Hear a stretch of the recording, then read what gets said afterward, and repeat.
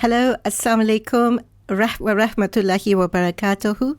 Hello and welcome to my show. It's Tuesday. It's a little bit after 2 o'clock, and this is the Islam and Community Show with me, your host, Sister Amira, and speaking live on Heritage Radio 90.6 FM. And we have a great show for you today. For starters, we have a lovely guest, Sister Indira, and she will be talking about her voluntary work at the Bosnian school in Manchester. And then I will be speaking about what lessons we can learn from the life of Prophet Ibrahim alayhi salam. So please stay in tune. So I'm just going to greet my guest now. Assalamu alaikum. Wa alaikum assalam wa rahmatullahi wa barakatuh. The mic a bit closer to you. Yeah. Try again. Assalamu alaikum. Wa alaikum assalam. Okay, yeah. My name is Indira Merkonja and I am Bosnian, and I came to the UK in 2004. Wow, mashallah, mashallah. And Bosnians, I remember last year we had lovely Sister Sadia here. So it's great that you could come. And, mashallah. Have you been here before, Heritage Centre? Yes, I've been here for Eid prayers and I love it. It's the best place to pray Eid. And thank you for inviting me. No problem at all. And it's a lovely day today. It's a lovely sunny day. Alhamdulillah. We've had a very nice days last few days. Yeah. Alhamdulillah, yes. I love sunny days. It reminds me of my country. Oh, good. Should I tell you something? Is when I was quite young, I think I was about 14. My parents were going to go to Pakistan. The family was going to go to Pakistan for a family wedding, and just at the last minute they decided we'll drive there. My father said he'll drive there, and we drove. It's a very long story. If we've got time, not today but sometime, I'll tell the whole story. So we actually went. At that time it was Yugoslavia. Yes. And people can't understand it was quite a big country. Yeah. It took us, I can't remember now, but maybe 3-4 days to go through it. And I think maybe it was less. I can't remember. Yeah. And I remember when we were in the south of the country, and I'm assuming that's Bosnia, and it was so beautiful. And I remember looking at the hills. It was like a little bit hilly area, and they weren't like grey hills, like people say grey. I think there was like bluish hills kind of thing. And then we stopped at a restaurant, and he was so surprised that they're Muslims, and they had the desi toilets. Desi means like traditional toilets with a hole in the floor. and even the food, they call it shorba. Yes, so beautiful, so beautiful. My daughter-in-law is from Pakistan. I have to say that, and she just arrived to Bosnia today, and the question that she asked me, she said, what kind of toilets do you have in Bosnia? Yeah. You just reminded me of that. Yeah, but that was a long time ago. Oh yeah, this was some time ago. No, it's lovely that you're joining us today. Thank you. Yeah, yes, and I know you have to rush back to collect your kids. That's fine, That's fine. We can have some chat, And I will tell to all your listeners, please come to Bosnia, please. You know what? I would love to. This is what I'm saying is that's my only memory, and that was a long time ago. We have got amazing mountains, green, we have got rivers and lakes, and it's just unbelievable how beautiful it is. Lots of forest and nature, so it's a very nice place to go. Yeah, I think that's the sad thing is like a lot of these countries, especially Muslim countries, people just hear of like conflict or hunger, political turmoil, these kind of things, and they don't realize how beautiful these countries actually are. True. We have got lots of Arab now from all over the Arab world, especially Gulf countries. They coming. It's like very, very popular. They love it. So yeah. Mashallah. So we will be speaking to Sister Indira very soon, just after this nasheed. Assalamu alaikum and welcome back. That was a lovely nasheed by Zain Beaker and Dawood Wormsby. And of course in the studio today I've got a lovely Sister Indira. And first of all, I have to tell you, the only Indira I know is Indira Gandhi. And I'm thinking, how comes someone from Bosnia has got an Indian name? It's quite unusual. It is very unusual for you, especially like when people meet me from Pakistan and India, they say, Indira. I said, yes, I don't have anything to do with India or Pakistan. But back then, when I was born in 1983, that name was very, very popular. And my father... What was popular? Popular, the name Indira. Oh, my father liked Indira Gandhi as a strong woman and first lady prime minister. And he gave me that name because of that. And I do really appreciate that he wanted me to be strong. Yeah, that's really interesting. Yeah. That's very interesting. I mean, it's the same as one of my sisters. When she was born, my parents named her Masuma because at that time, this is way back now, the Shah of Iran, he had a daughter and he named her Masuma. So it's quite interesting. Like it's nothing, maybe quite different from the culture. Yeah. But I think it's very nice. The reason why he chose the name, it's enough for me. He wanted me to be strong, and I hope I am. Of course. It's better than choosing a name from the novel you're reading or something. Some people do. Yeah. So, sister, I really wanted to ask you, you said you came to this country in 2004. 2004. So, mashallah, almost 20 years. Yes. Yeah, that's fantastic. And how did you get involved with the Bosnian school? So I've been told by some of my friends that there is Bosnian school in Manchester, and I was so happy and excited to go and meet them. And it was, to be honest with you, one of the best days. With the mic. Especially because I haven't seen my family in like 2 years. I lived in Switzerland before I came to England. Okay. So yeah, it was a huge thing for me to see so many Bosnians. And Sister Sadia Momino, she prepared iftar for us, and it was amazing. Her welcoming and like telling us all the rights that we have in these countries and how we can learn and improve and like always achieve whatever we want. And that was really, really amazing to hear. And I was so happy that I arrived in this country. I know, definitely Sister Sadia, she is a formidable sister, mashallah. She has been through a lot and mashallah, achieved so much. Yeah. She's really tried hard to improve things for the Bosnian community. Definitely. So do you think there's more Bosnian community this side of Manchester? Because you live in Crumsall. A long time ago they did have club and they did have amazing community, but I don't know, for some reason that didn't work out. But yeah, we wanted to do something in Corona time, but it was just too hard to start anything. We couldn't find a place, or it was really, really tough time for all of us. So yeah, alhamdulillah, we stayed with Bosnian school with Sister Sadia, and we had so much, like so many ideas just came one after another, and it was a blessing for us, to be honest with you. The Zoom is something that I love nowadays. That's it. It just came into its own during COVID, and even people who were not really technically minded before, now there's just exactly. Zoom. Let's Zoom it. My mother, who is 65 years old, she is learning Arabic alphabet to be able to read Quran. Oh, mashallah. Through the Zoom. That's amazing.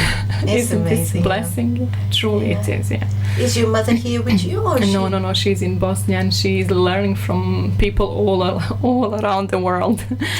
Do you go back often? Yes, I just came a week ago. Oh, mashallah, that's really, really nice. So tell me more about the school. I mean, when you joined, maybe there weren't that many children registered? When we joined back in 2004, yes, they were maybe around 20 to 30 children. That's quite good. Yeah. And my children, my 4 boys, joined for some time. But then we had to choose like between Arabic school and like Bosnian school because they were on the same day. Oh. And we preferred Arabic just because my children, we really wanted them to be able to understand the Quran. So that's why we a little bit stay away from Bosnian school, but we did go back always when there were some events, and I love to join all the time. And have some Bosnian food together with. Of course, and especially I know Sadia, Sister Sadia, she makes these lovely pastries. Yes. The spinach and cheese pastries. I can't remember what they called. In Bosnian, pita. It's pita. Pita, yeah. Oh, it sounds like pizza. Yeah. So I understood that in the Bosnian school they do teach Islamic studies as well. So when COVID came, we had Bosnian school online, and then it was a holiday, I think first holiday, we had Saturday off, and we were thinking, what could we like do? So the idea came that we should contact one of our sister who is half of the Quran. She lives in Birmingham to give us a talk, and that was amazing. Like, she accepted that we had a talk. Lots of sisters from all UK and even from Europe joined us, and it was really, really unbelievable, amazing. And we started and we continued on like from there on, and it was really, really good. And nowadays we have got so many things going on. We have got Arabic classes. Lovely. We have got Islamical studies. At the moment we are studying Allah's names. Mashallah. And we are planning, inshallah, after this to have some basic like fiqh knowledge about our deen. And also we really wanted to do something for our brothers, and we already spoke with one of Bosnian scholar from Bosnia. He's gonna give us a talk all the way from Bosnia through Zoom. That's amazing. That's amazing. Yeah. And other than that, Sister Sadia, she is doing this like voluntarily, mashallah, every Sunday from 10 to 12. She's helping anybody who wants to learn Arabic alphabet and be able to read Quran. So she is very happy to help anybody that is listening at the moment. Where does she do that? Is that online as well? Yes, it's on Zoom. And then from 12 to 2 we have got the same thing with the Bosnian ladies. We read Quran, and then we also do the translation and tafsir in Bosnian language for our Bosnian community. So with the Quran, do you have translations available in, is it Bosnian? Yes, translation and tafsir and everything. Yeah, mashallah. That's mashallah. So maybe say something in Bosnian. Can you say? What do you want me to say? I'm very happy to be here today. Veoma sam sretna što sam ovdje s vama danas. Mashallah. It sounds a bit like Russian or yeah, definitely. Polish so kind many of thing. words similar, yeah. And I think it's similar to Polish as well, because they put all the letters together, kind of thing. Less than Russian. Yeah, we have got much more in common with the Russian language than Polish. Yeah. Okay. So tell me, when you started doing the Zoom classes, because that's really good. I mean, Sister Sadia told me that you were very instrumental in getting the message across. So, you had people. I mean, how did you do the marketing? How did you advertise for the classes? So this is like, everything happens for a reason, and Allah knows the best. Like, of course. Why did it happen through me? but it had to happen through somebody, and thank God he chose me. But I don't give any credit to me, subhanallah. So what happened, I became in contact with one of the sisters from Slovenia, and she was already on Zoom and like doing Islamical studies for years now, and I was really shocked, like, where was I all this years? And yeah, she helped me to like taught me about Zoom and about the rest, and alhamdulillah, yeah, I don't know, I just did it. I loved it, to be honest with you, to be able to like share with people. Whomever I remember, I sent messages and I reminded them all the time, and yeah, I was really, really happy to do that. I just found it inspiring for myself. I found myself, my deen started to be better, stronger. My iman was like growing each day. Mashallah. And we had so many speakers all over the world, and the sister, our sister Subhiya, who is teaching us Arabic and also giving us talk about Allah's name, she lives in Saudi Arabia. Mashallah, mashallah. Like, where better to get Arabic language from? Look how small the world has become. It's really, truly amazing. True. I know some people say about technology this and but there's good and bad in everything. Definitely. So this is a reminder that you're listening to Heritage Radio on 90.6 FM, and we are speaking to lovely sister Indira from the Bosnian school in Manchester, and we just carry on with the conversation just after these messages. And we are talking to Sister Indira from Bosnian School in Manchester. And mashallah, you've been involved with the school almost 20 years, which is quite amazing. Yes, off and on. Yeah. So tell me a little bit about what activities you're involved with with the school, and any upcoming activities, any upcoming programs they have. Yeah, the one that I'm the most proud of was our Eid celebration last Eid. It was really, really nice. We managed to have around 60-70 guests. Mashallah. Yeah, it was really, really nice. We had so many things prepared for each group.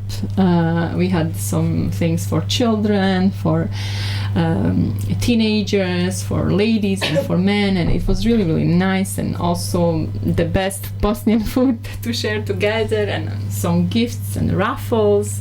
It was really, really nice. Very, very successful. Was this at Didsbury Masjid? No, this was at our place at the Half End. Yes. Half End. How do you say Half End? Yeah, mashallah, yes. Mashallah, that's really good. And then do you see sisters from other nationalities coming as well? We did have some in-laws coming and joining us that we mixed with them, which was really, really nice. But prior to this, we had an amazing program done by our Bosnian sister Leila. It was called Bringing People Together. Okay. That was really, really nice. We had ladies from all different backgrounds, and we had so many things going on.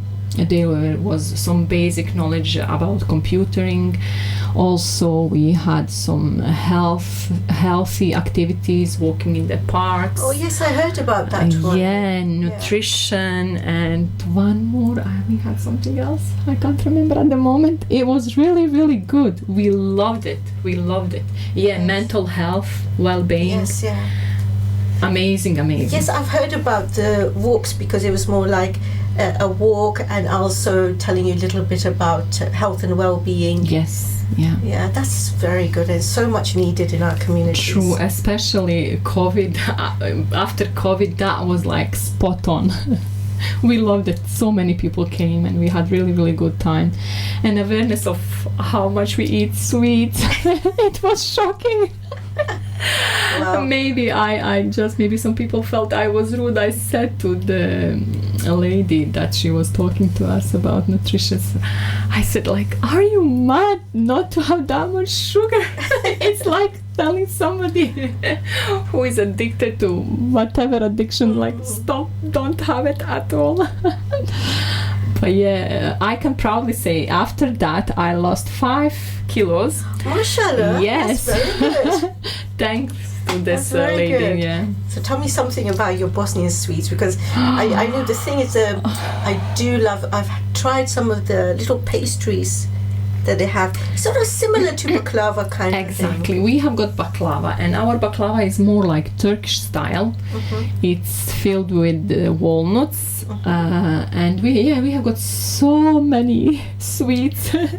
The old tradition and like modern nowadays sweets. We love sweets. Coffee and sweets are the best treats in Bosnia.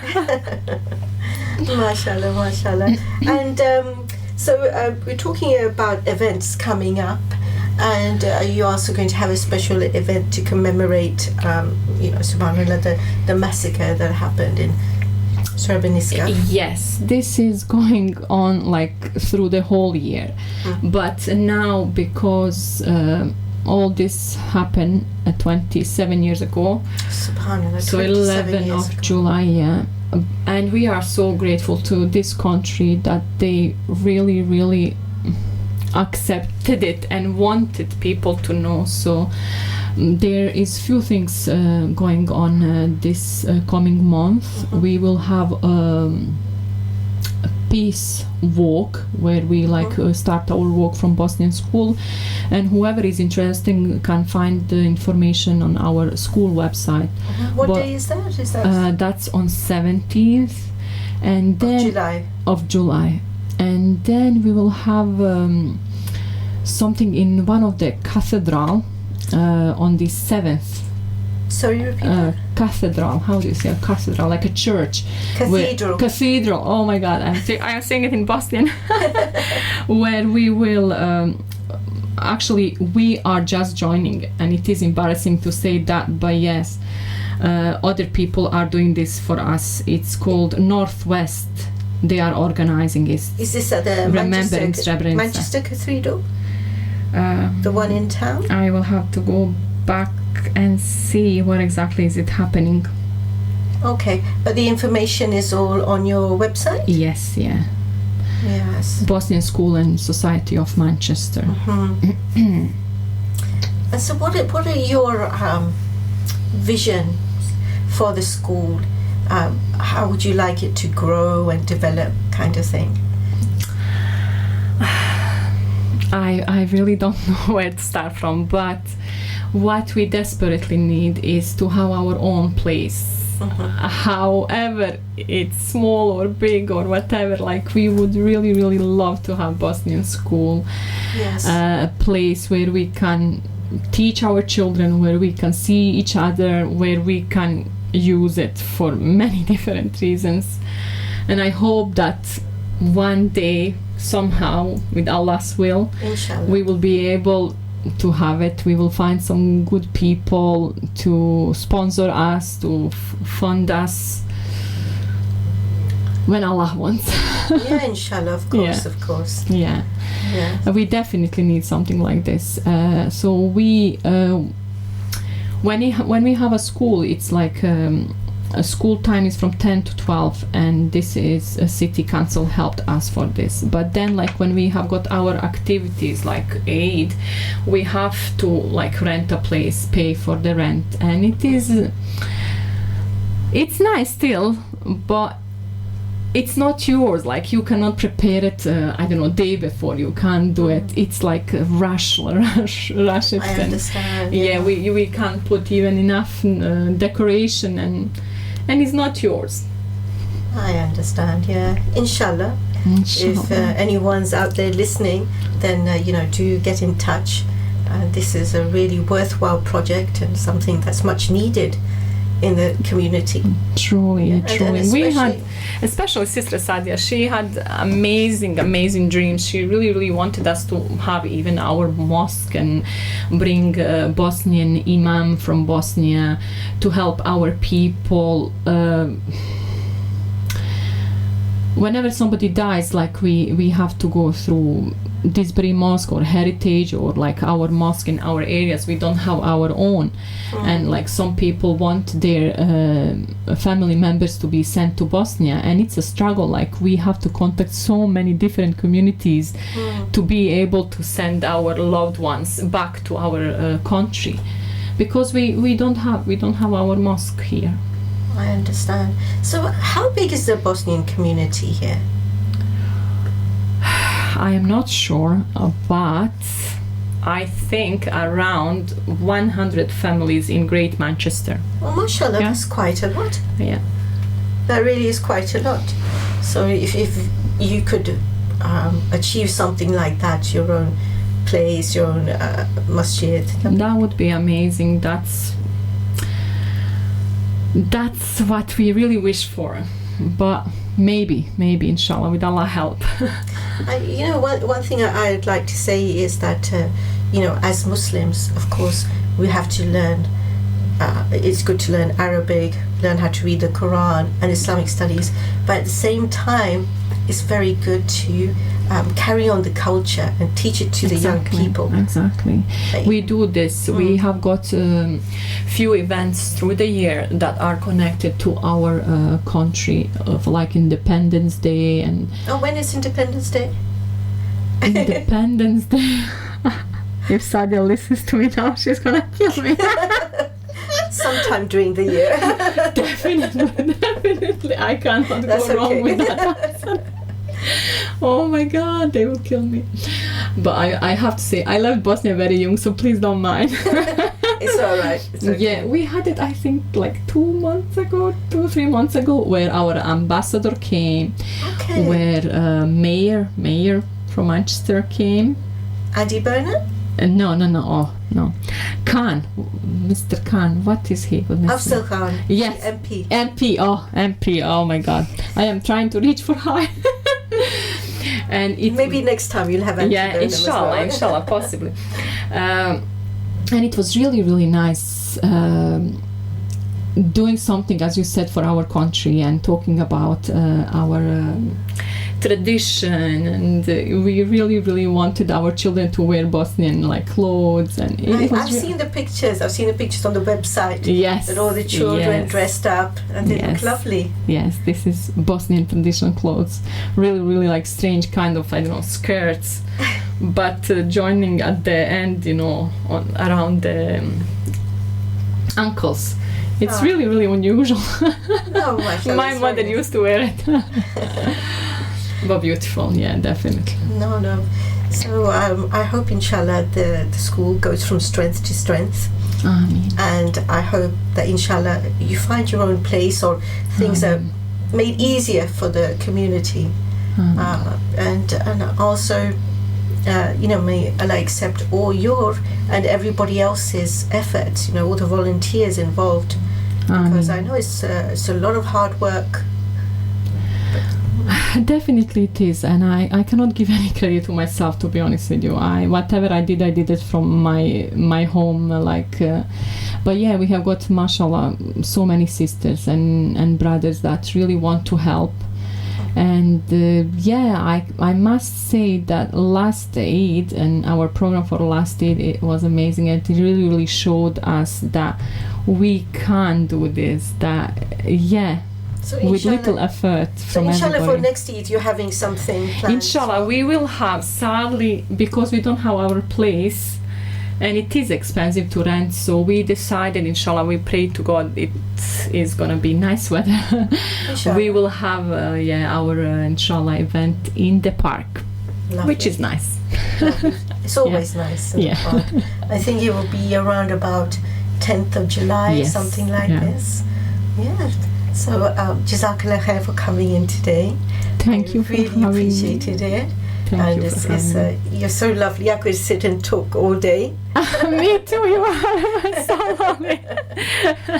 And definitely, so if anybody who wants to get involved, check out the website, and the website is Bosnian School and Society, Manchester.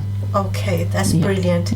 And the school timings, and the school takes place at Hough End. Yes, but since COVID, we are online. Except we have got events. So the teaching is online still. Okay, for the children as well. It's all on. For the children, yeah. Right. Only our events are done in high end. Okay. Yes. Mashallah. I wish you well. Thank you so much. Thank you. And that was lovely Sister Indra from Bosnian School in Manchester.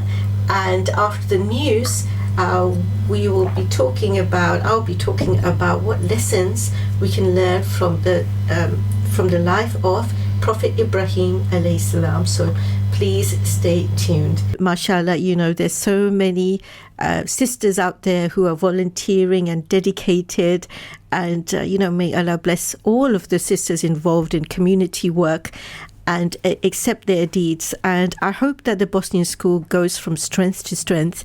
And if you want to find out more, please check out the website. And also, if you want to sponsor and help them in any way, I'm sure they will be very grateful. So now I would like to actually talk about Prophet Ibrahim alayhi salam, and especially because the season of Hajj is almost here, and Eid al-Adha as well. And of course, it all goes hand in hand with the legacy of Ibrahim alayhi salam. So as we understand from the narrations of the Prophet sallallahu alaihi wasallam, that Allah subhanahu wa ta'ala sent 125,000 prophets. So many prophets throughout history. And of course, for the vast number of them, we actually don't know. But Allah subhanahu wa ta'ala says in the Quran that a prophet was sent to every community. The Quran itself, it mentions 25 prophets. And also from another narration, we know that there are 5 prophets who have been given a special status. And among the 5 greatest prophets are Prophet Muhammad sallallahu alaihi wasallam, Prophet Ibrahim alayhi salam, Prophet Nuh alayhi salam, Prophet Musa alayhi salam, and Prophet Isa alayhi salam. And it's pretty amazing because Ibrahim, or alayhi salam, or Abraham as he is known in English, he is almost at the cornerstone of so many people's faith. The whole Judeo-Christian tradition, it comes from him, really, from his life, and he's so important in Judaism, in Christianity. And even more surprising is that even the pagans of Arab, in Mecca at the time of the Prophet, peace be upon him, they had high regard for Prophet Ibrahim alayhi salam as well, because he built the Kaaba, even though they didn't follow in his creed, and they had corrupted the creed to quite a fair amount. Still, they had deep respect for him.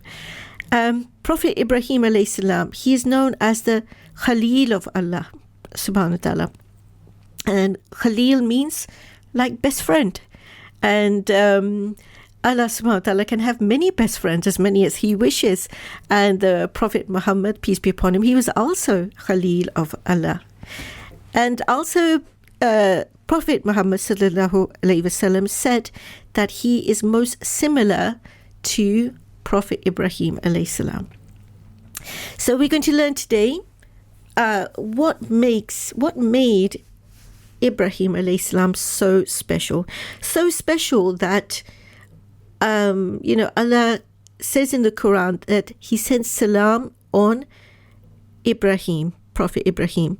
And even when we, do the tashahud in salah, we send salams on Prophet Muhammad sallallahu alaihi wasallam, his family, his household, plus, or we say just like salam on Prophet Ibrahim alayhi salam and his household too. So it's pretty amazing. So let's talk a little bit about this great man, mashallah.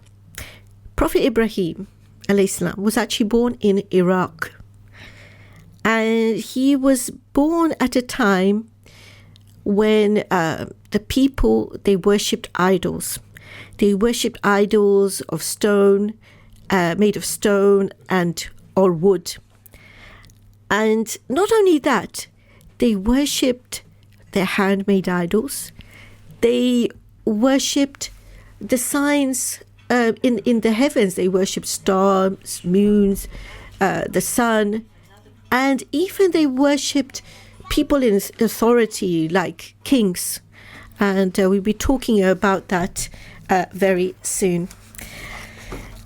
So his father is very interesting to know that his father's name was actually mentioned in the Quran.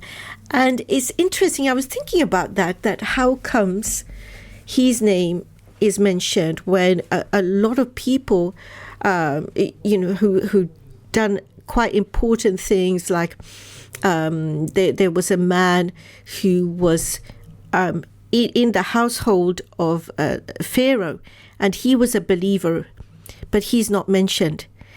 And, Allah knows best. But I think because Pharaoh's name is mentioned and the name of Ibrahim alayhi salam's father, Azar, is mentioned as well as other people as well. And maybe it's a reminder for us not to be like them, but Allah knows best. And it's very interesting. So who was he? He was a skilled craftsman. And he actually carved the idols and he sold them in the market. And at that time, the community, they worshipped a variety of idols. So you had different statues of different sizes. And, the funny thing is that the more money you had, the bigger idol you got. You could pay for a bigger idol. And, in that way, it was a society of different social classes. And Assalamu alaikum. And we have somebody joining me right now. And this is Brother Muhammad Imran. Assalamu alaikum. Wa alaikum assalam wa rahmatullahi wa barakatuh. How are you? Alhamdulillah, I'm fine. Thank you for joining me today. And you're one of the newer presenters on Heritage Radio. Yeah, I am. We're about 7 episodes in. Oh, mashallah, that's really good. And your program goes out on? It's Saturday, 5 to 7 p.m. Brilliant. So it's called the Rihla show. Rihla means journey. I've seen that. What does Rihla mean? Now I know. The journey, so like drive time, really. I mean, it's not really the drive time because that would be Monday to Friday. Yeah. But we call it journey because we're all on a journey. That's it. Mashallah. So we're taking a pause now from the story. Tell me a little bit about your background. So my name is Muhammad Imran, and I actually recently just graduated university. Well, I finished my exams for university last month. What were you studying? Accounting and finance. Okay, mashallah. Yeah, so outside of that, I've been involved in different organizations, starting with ISOC at university. Before then, I had a youth club in same place where your son had a youth club. So I was, when I was young, when I was little, I think I was probably 13, 14. He used to run it. But then it stopped a while later, and I remember I really enjoyed those. So I think it was by the second year of college, I was like, okay, look, we need to start this again. So I remember starting it again then.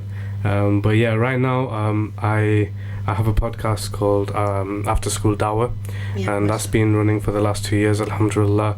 On it we've had really good sessions. We've had amazing guests as well. For example, we've had someone called Hina Junejo, who was a domestic abuse survivor, and she came on to speak about domestic abuse. Really? Yeah, and alhamdulillah, like she's a warrior. She's a warrior because now she is a marriage coach, and she helps a lot of people as well. A lot of people to make sure that they, so that they can have happy lives in their futures. We've also had another person who was a psychiatric worker, and he came on to talk about drug abuse. Very interesting. And beyond that, me and my friends, we just come on, and like on radio, we come on, we have conversations, and we hope that it is beneficial to people. And then recently it was the radio show, which we kind of do the similar thing. Rashida, she was like, oh, we kind of want something for the youth, so that's our aim with that. No, it's amazing, and I think it's quite interesting that Heritage Radio's got so many different types of programs, and they appeal to different audiences and different age groups, and also in different languages as well, and different topics. So I think it's really good, and thank you for coming here today. So I was actually started talking about the story of Ibrahim alayhi salam. And I just want to ask you a question about what do you think? Because at the time of Ibrahim alayhi salam, everyone around him were worshipping idols, and for him, Allah subhanahu wa ta'ala says in the Quran that he inspired him from a very early age. But can you imagine if everyone's society is doing something, in one way? Someone must be so brave to stand up and say, this is wrong. Can you imagine that? Forget about a young person doing that. Like, even someone who's like a fully grown adult, they would not want to be ostracized from the community in any way, shape or form. Even. Okay, no, I'm not going to mention that. It's a bit too controversial for the radio, so leave it there. But the thing is that don't you find that so many people, they just conform to society and just go along? Yeah. And they start accepting everything. Yeah. Without, maybe some things we should question. And maybe I should stop as well. But and I think this is really incredible because a lot of times people think of Prophet Ibrahim alayhi salam as an old man. Eventually he did become old, but this is like when he was very young, and there's some narrations that he was 7 years old when he first spoke to his father, and he said, what is it, what are you making? And his father said, oh, these are idols and we worship them. And he said, how comes you worship things that can't help you, they can't benefit you, they can't harm you? So that's pretty amazing.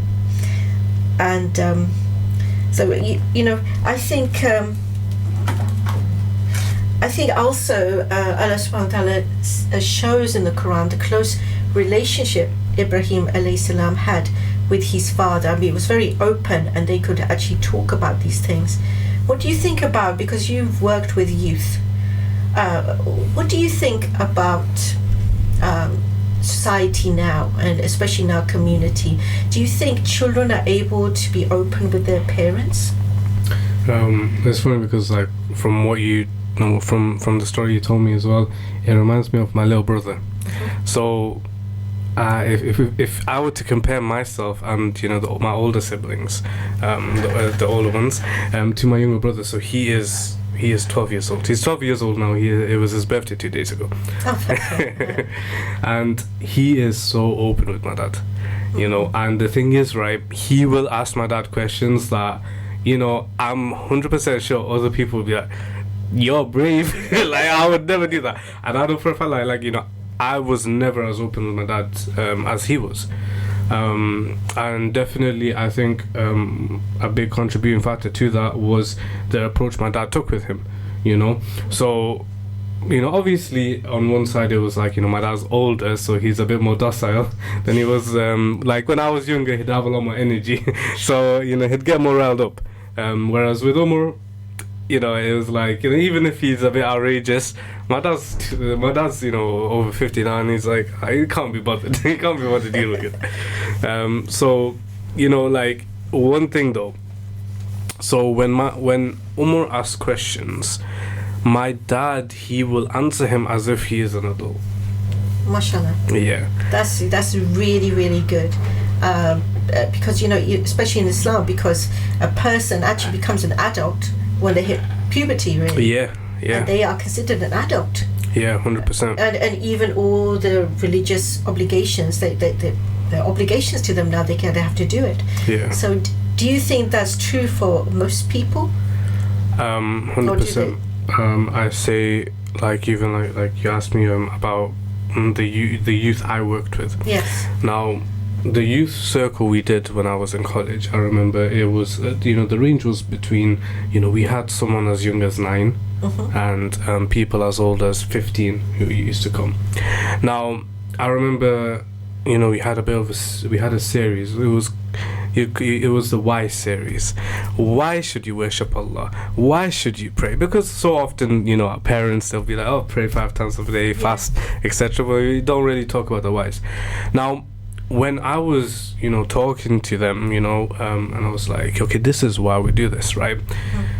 Surprisingly enough, it was the 9-year-old kid that was the most engaged. Not the 15-year-old or the 14-year-old. It was the 9-year-old that was asking the most questions. It was the 9-year-old that was like, but okay, what about this? What about that? You know, I think we severely underestimate our youth. We severely underestimate kids and how insightful they can be and how much they are willing to explore different ideas. Yeah, so what about the older ones? Were they too shy? The older ones, I think, you know, a part of it, I believe, is like, you know, they've already settled in certain ideologies and certain beliefs, and a part of it is like, you know, they're a bit too cool for school. You get what I mean? So, I don't know that they're not. You know, they wouldn't show as much enthusiasm or as much. They weren't as fascinated by things, you know. So when you talk about, because I remember talking about the mercy of Allah subhanahu wa ta'ala, right? And, you know, we spoke about like your Allah's mercy it encompasses everyone. You know, mercy, for example, Ar-Rahman Ar-Rahim, it derives from the word Rahim, which means womb. And I was talking about it, Allah's mercy is similar to the womb of the mother, right? And it was the 9-year-old kid that was so amazed by that idea. The older ones, maybe they heard it here and there before, or they might be a bit more interested in their social lives a little bit more. They were a bit more interested in the football that we played after, you know. And I think maybe it might be because when they were younger, maybe they were also inquisitive. However, you know, when they would ask questions when they were at the age of 9, their parents were like, you won't understand, and kind of left it. I feel like that is probably the reason why by the time they got older they became less inquisitive. So maybe they just accept it without asking too much. Maybe it's that. Yeah. Yes, it shows how parents themselves, they have to be open and answer the questions in a way that the children can understand. Yeah. Like I don't even any like phenomena, like natural phenomena. What is lightning?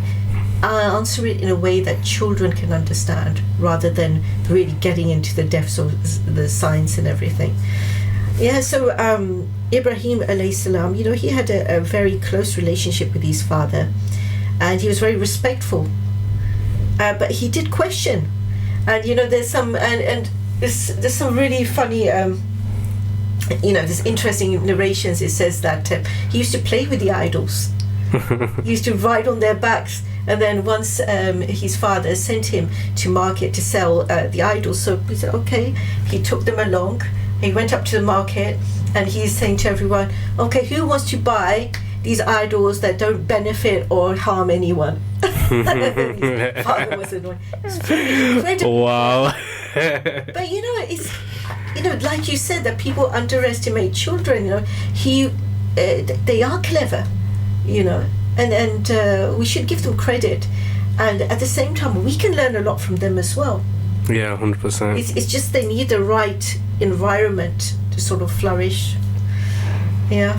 So the other thing that I was looking at the story of Ibrahim alayhi salam is that the way he gave dawah,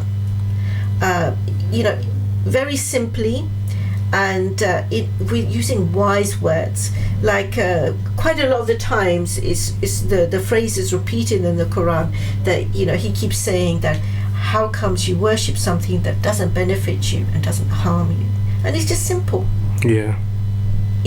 He's not fighting them. He's not really mocking the people. He's more like giving them opportunity to think about it. Yeah. And he was a critical thinker. Yes, yeah, and also I think it's a lesson for us as well, that when we give dawah, is how we approach it. The language we use, and you're not going to outrightly mock them. Give them an opportunity to think. So you're involved with dawah as well. What do you think? I mean, what do you think are the first steps? I think the first number one step is to understand your audience. Yes. I think it is those people who can connect with the audience and can have that sense of relatability to them. They're the ones that are able to really get through to them. An example of this would be, let's say, I don't know if you're familiar. There's like a YouTuber called Dawah Man. Yeah. Right. So he speaks in quite what we young people we call it the roadman accent. Yeah. Right. So he speaks in that sort of accent, and like if he spoke like that, in front of like shayukh in the masjid, they'll be like, this guy's a bit immature. But him speaking like that with the youth, he has such a massive following, especially in London, right? Like, I know that he, like, for example, he goes to Umrah and etc. Like, he'll bring like 30 people who are, teenagers and etc. with him, obviously the older ones, and they love him. They love him to bits. And it's because, he speaks their language. He speaks their lingo, I think that's really important when it comes to dawah. Yeah, that reminds me, it's like when my boys were young. I don't know if you know Sheikh Murtaza Khan.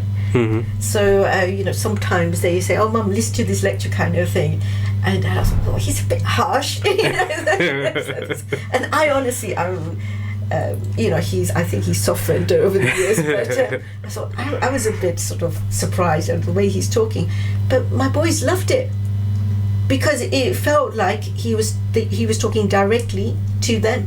Yeah, and I think like someone like him, he shows a lot of confidence, especially in today's age. A lot of Muslims are very apologetic and very very, very shy. So when you see characters like him, I understand it's a bit, he can come across a bit harsh, but I think that confidence really can inspire someone like, wait, I can be Muslim and have my faith and be confident. What? That's something new. That's really amazing.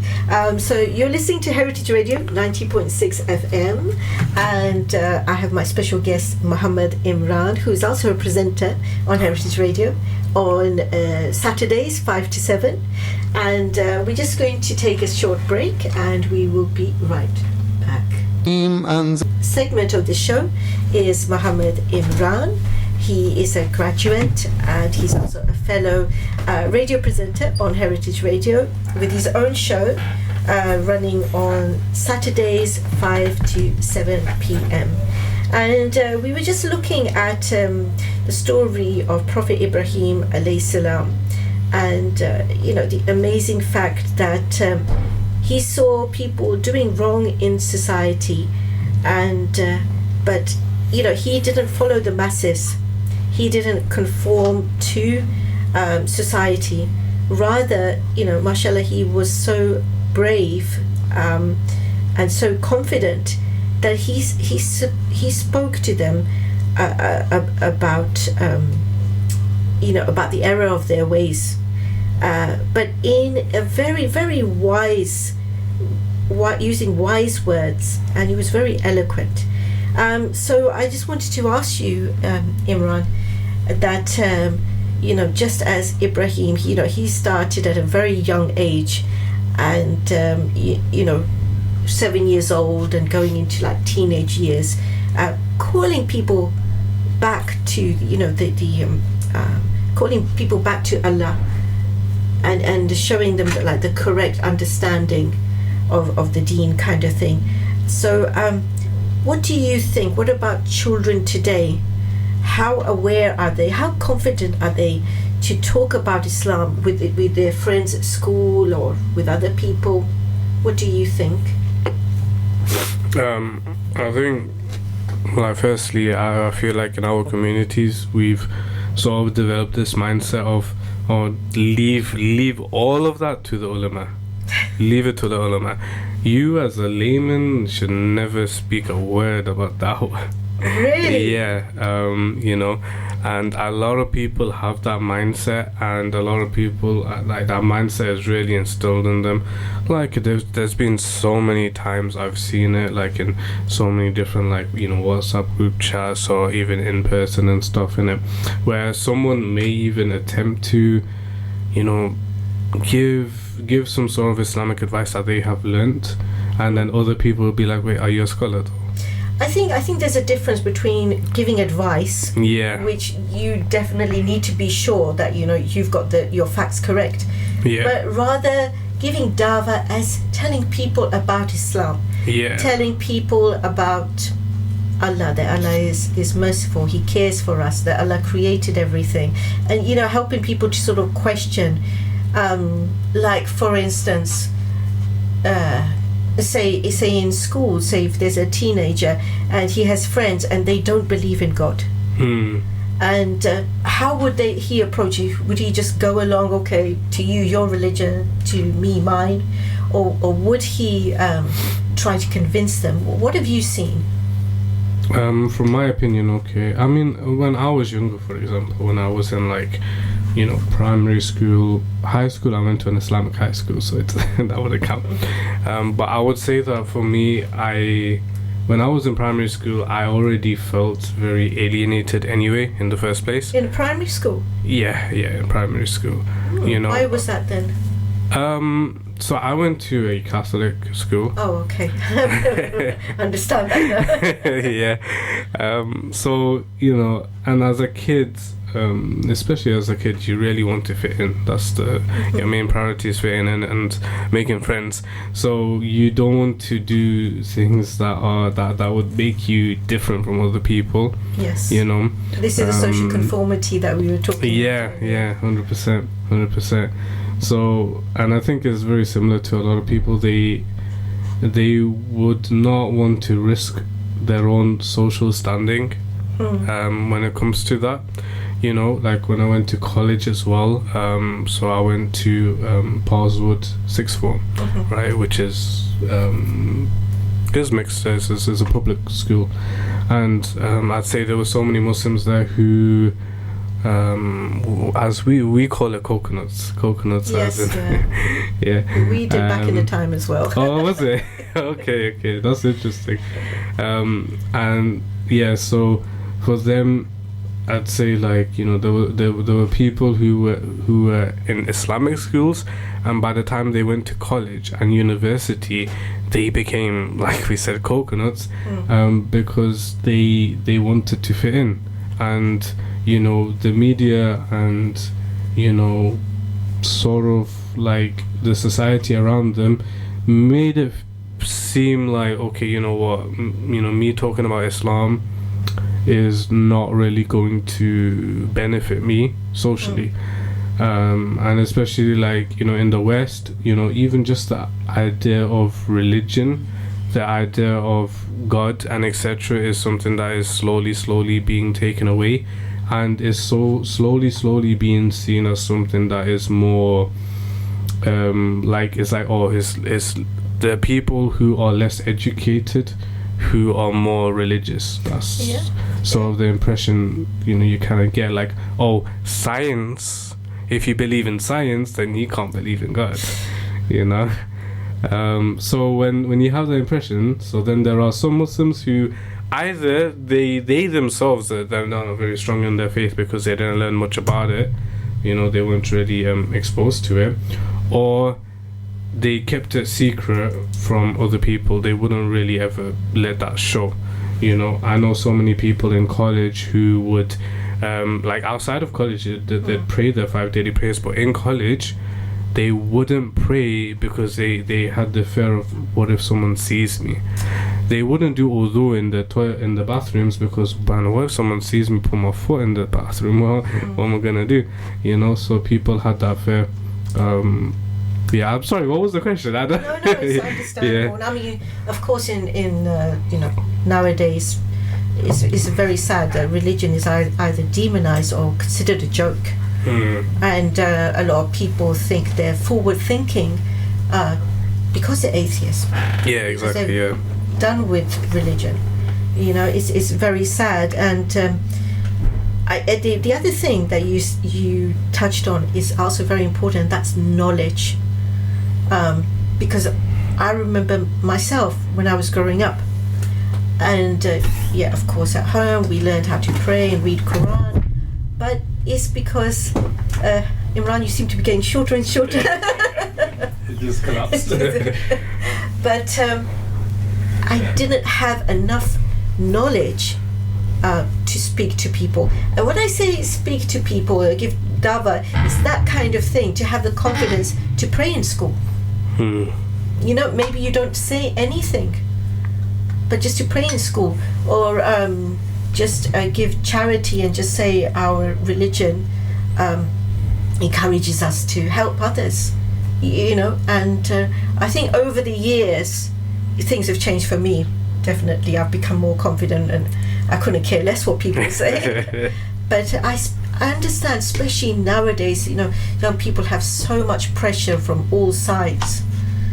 So what could we do to help young people?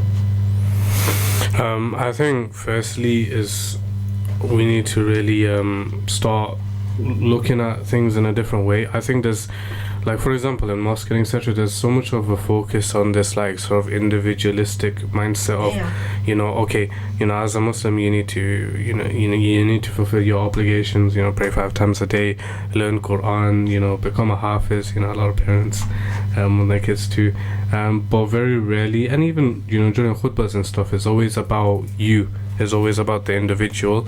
Very rarely is about the community and the people.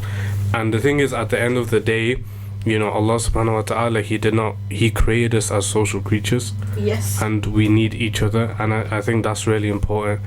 It reminds me of a story, where, there was a city, and, Allah subhanahu wa ta'ala, He commanded the angels to destroy the city because the city, they were in misguidance.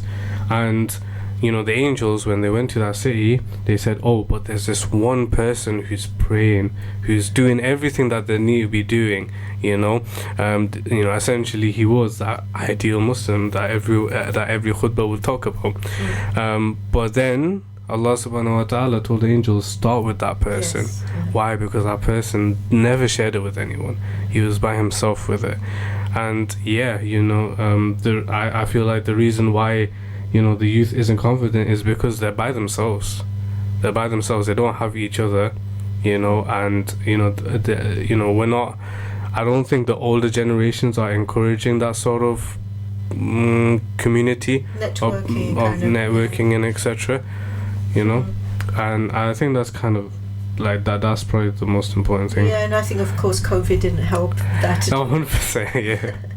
Yeah, I think you're right. It's this social exclusion kind of thing, and it's interesting because we went to a course at the weekend and we were talking about this, how important it is, especially for young people, even when it's time for get them married, because we haven't got that backbone anymore. Families, new other families,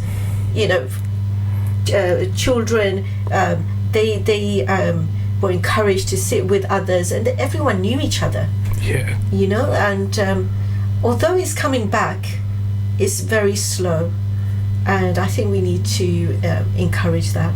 So thank you so much for coming in today. I really enjoyed it, and remind everyone about your program. Yeah, so I run the Rihla show, which is 5 to 7 p.m. on every Saturday. Me and my two friends run it.